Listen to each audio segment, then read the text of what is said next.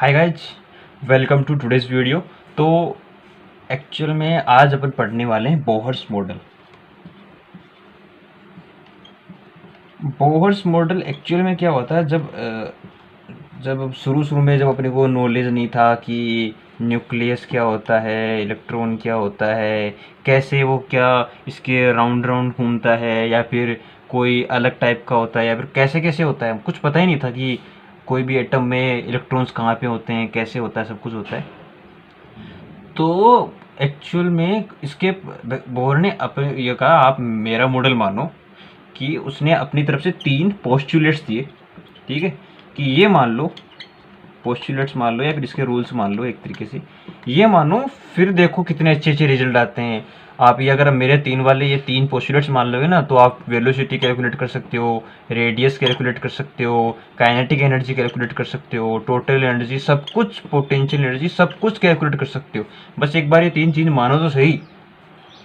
But उसके पास कुछ reason नहीं था, बट उसने कहा एक बार मानो तो सही। आपने उसने वो 3 ऐसे रूल्स दिए जिससे कि ये सारी चीज़ें एकदम इजीली, एकदम अच्छे से, और वो ऑलमोस्ट अप्रोक्स लगभग सही भी था।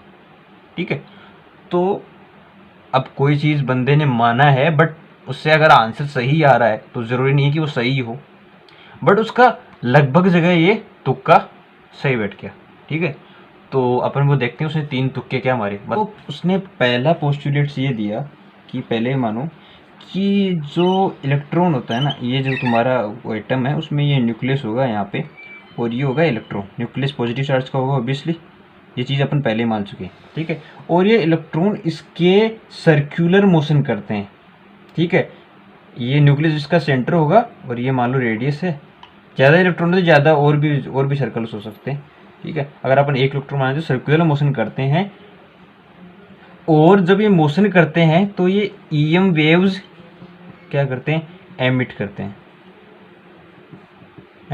हैं। और इनकी जो एनर्जी होती है इन ऑर्बिट्स में, या फिर जो इन क्लासेस में, इन सर्कुलर जो भी तुम्हारा ये एरिया होगा या क्राइटेरिया होगा, जो भी इसमें घूमते हैं ना, इनकी जो एनर्जी होती है ना वो फिक्स होती है, एनर्जी कांस्टेंट होती है।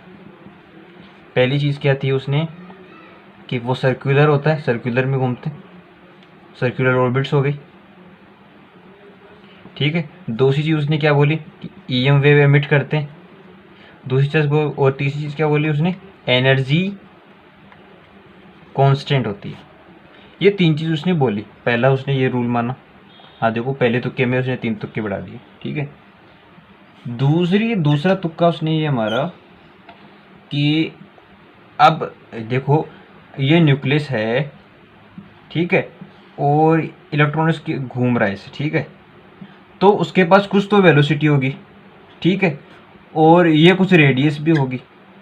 तो अपने को कैसे पता चले कि वो कितना रेडियस होगा, कैसे होगा? तो उसने क्या बोला, तुम एक ऐसा टर्म होता है, इसको बोलते हैं एल, एंगुलर मोमेंटम, है ना। ये होता है एम वी आर, मैग्नीट्यूड। इसका एल का मैग्नीट्यूड होता है एम वी आर। ठीक है, और इसका मैग्नीट्यूड है ना, वो एच अपॉन 2 पाई का इंटीजर मल्टीपल होगा। ठीक है, मतलब एन एच अपॉन 2 पाई का इंटीजर मल्टीपल होगा एन, जिसको एन यहाँ पे इंटीजर है, जो 1 2 3 ऐसा कुछ भी हो सकता है। ठीक है, मतलब आप एम वी आर कैलकुलेट करो उस पोजीशन पे, तो वो एच अपॉन 2 पाई का कुछ मल्टीप्लाई आएगा, 2 आ जाएगा, 3 आ जाएगा, उसका कुछ मल्टीप्लाई में आ जाएगा। तो ये उसका रूल था। अब ये क्यों था, कैसे था, कुछ नहीं, बस बोल दिया कि आप ऐसा मानो, अच्छे से रिजल्ट आएंगे इससे। ठीक है, चलो मान लेते हैं। फिर तीसरी बात उसने ये बोली कि जैसे मान लो, ये वापस वही अपन बनाते हैं, ये न्यूक्लियस है, ये पहले, मतलब ये पहला ऑर्बिट है, कोई दूसरा n = 1 2 3 ऐसे कुछ है।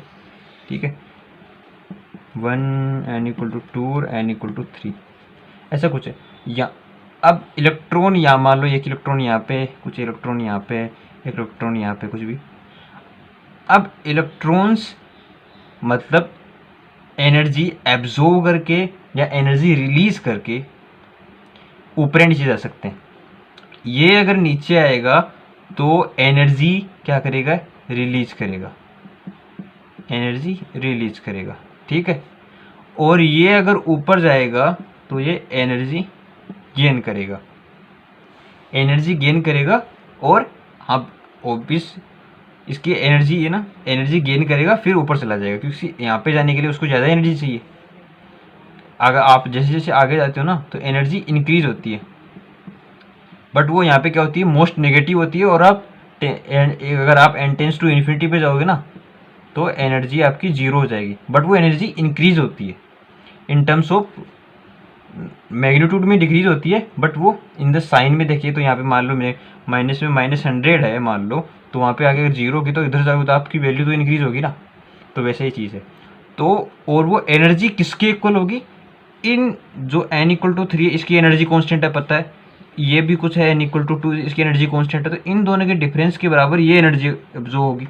अब ये n = 3 से 1 में है तो इसकी एनर्जी पता है, इसकी एनर्जी कांस्टेंट है सब पता है, तो इन दोनों के डिफरेंस के इक्वल वो एनर्जी एब्जॉर्ब या एमिट करते हैं। अब आपको पता है जब एनर्जी एब्जॉर्ब या एब्जॉर्ब होता है तो सब कुछ अपने को कलर्स वगैरह भी दिखाई देते हैं, वो पता है ना, वो = hc/λ। अब अपने को E पता है तो उसके करस्पॉन्डिंग कुछ ना कुछ लैम्डा या फिर कुछ वेवलेंथ जरूर होती है। उस वेवलेंथ के करस्पॉन्डिंग वो पता है ना, वेबगियर वाला, ठीक है। तो वो 400 से 700 वाला अराउंड नैनोमीटर, ठीक है। तो इस करस्पॉन्डिंग में अपने को कुछ कुछ कलर दिखते हैं। ये तो विजिबल वाला माना है अपन ने, सिर्फ विजिबल लाइट। इधर इंफ्रारेड भी होता है, अल्ट्रावायलेट भी होता है, ऐसे वेवलेंथ कुछ में भी दिखाई देता है। ये अपने को कुछ ना कुछ कलर दिखाई देते हैं। कलर तभी दिखाई देता है जब विजिबल लाइट में हो, आगे अपने को कलर वगैरह नहीं दिखाई देते हैं। तो ये उसने 3 रूल दिए। तो आगे इसके क्या क्या यूजेस होंगे वो अपन आगे देखेंगे। बस ये 3 चीज़ अपने देखने, बोर्ड मॉडल में से 3 चीज़ क्या क्या दी उसने, अपनी तरफ से 3 तुक्के बढ़ाए, उस हिसाब से अच्छे से रिजल्ट्स आ रहे थे। पहला क्या तुक्का बढ़ाया उसने कि न्यूक्लियस के अराउंड इलेक्ट्रॉन सर्कुलर मोशन करते हैं और वो ईएम वेव्स इमिट करते हैं। ईएम वेव्स इलेक्ट्रोमैग्नेटिक वेव्स होती हैं, जो आपको बाद में पढ़ाएं कैसे हो जाता है, ठीक है। और ईएम वेव्स कब इमिट करता है, जब वो वेलोसिटी भी हो उसके पास, उस एक्सेलरेशन भी हो। वेलोसिटी तो है ही, और एक्सेलरेशन मतलब वेलोसिटी मतलब उसकी वेलोसिटी इंक्रीज नहीं हो रही है, मतलब ये वेलोसिटी और उसी डायरेक्ट ऐसा एक्सेलरेशन ऐसा नहीं है। उसके पास है सेंट्रीफ्यूगल एक्सेलरेशन। ये होता है ना जब सर्कुलर मोशन होती है तब सेंट्रीफ्यूगल एक्सेलरेशन होता है। तो ये एक्सेलरेशन भी है तभी वो ईएम वेव इमिट करता है। और वो सर्कुलर मोशन, और उसकी अगर कोई निश्चित और n = 1 में है वो, ठीक है, तो उसकी एनर्जी कांस्टेंट होगी। दूसरा उसने क्या दिया, अब अपने को पता कुछ ऐसा रूल चाहिए उसको कि मतलब कैसे पता चलेगी कितनी डिस्टेंस पे होगा, कितना वेलोसिटी होगा। तो उसने कहा कुछ डिस्टेंस अगर तुम्हारा v × r × m कुछ करके ऐसा, इसको तुम मल्टीप्लाई करोगे और ये h/2π के कुछ इंटीजर मल्टीपल में आता है, तो मतलब ये पॉसिबल है। मतलब ऐसा करो तुम v और r को मल्टीप्लाई करो, मल्टीप्लाई × m करो, अगर वो इसका मल्टीपल नहीं है तो मतलब वो है ही, एग्जिस्ट ही नहीं करता। अगर v × r का मल्टीपल × m, ये अगर इसके मल्टीपल इंटीजर मल्टीपल में आ जाता है तो मतलब ये एग्जिस्ट करता है, ये n है, मतलब ये n = जो भी तुम्हारा n सेटिस्फाई करता है 1 2 3 वो n हो जाएगा तुम्हारा, ठीक है। तीसरा रूल उसने दिया कि वही सारी चीज़, इलेक्ट्रॉन्स होते हैं, इलेक्ट्रॉन्स ऊपर नीचे भागते रहते हैं, एनर्जी ऑब्जर्व कर सकते हैं, रिलीज कर सकते हैं। ऊपर जाएगा तो ऑब्जर्व उसको लेनी पड़ेगी एनर्जी, फिर ऊपर जाएगा। अब ऊपर से नीचे आ रहा तो एनर्जी रिलीज कर देगा, नीचे आ जाएगा, ठीक है। और एनर्जी किसके बराबर होगी, अब तुम्हें पता है कि इनकी एनर्जी कांस्टेंट होती है तो इनके डिफरेंस के इक्वल क्या हो जाएगी, ठीक है। तो चलो बाय बाय।